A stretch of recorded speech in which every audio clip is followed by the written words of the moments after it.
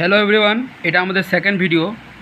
তো তোমরা দেখতে পাচ্ছ 11 নম্বর কোশ্চেন, অ্যান্সার হবে √3। আমরা যদি ফর্মুলা ফেলি, এখানে a প্লাস বি তার whole square, a minus B তার whole square, √a square plus B square, তাহলে আমাদের x সমান সমান আসে √3।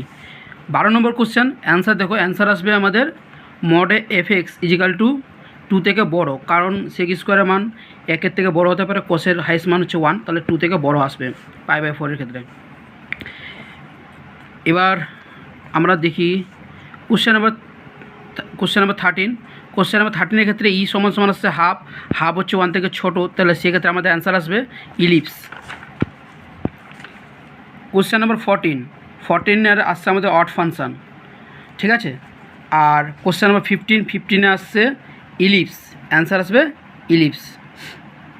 এই 16 নম্বর কোশ্চেনে অনেকেরই ডাউট আছে। তো দেখো e⁻x, এখানে তো মড e⁻x আছে অ্যান্সার। তো মড e⁻x কী হয় আমরা জানি, অলওয়েজ পজিটিভ, তাহলে সেক্ষেত্রে আমার ex-এ আসবে অ্যান্সার হবে এ।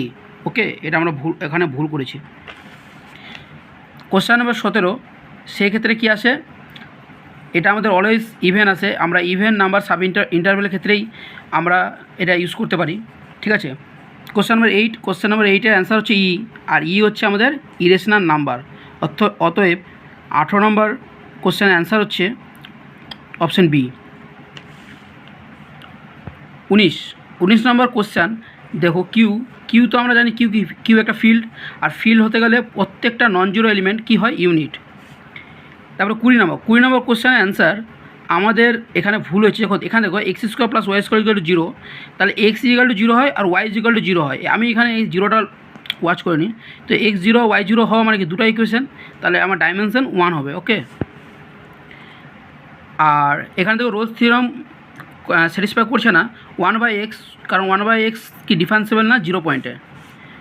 আর 22 নম্বর কোশ্চেনটা দেখো, 22 নম্বর কোশ্চেনটা বলছে একটা কনভার্জেন্স সিকোয়েন্স অলওয়েজ বাউন্ডেড, ঠিক আছে। তাহলে এই 10টা কোশ্চেন আবার আলোচনা করলাম। নেক্সট 10টা কোশ্চেন দেখার জন্য পরে ভিডিও দেখো।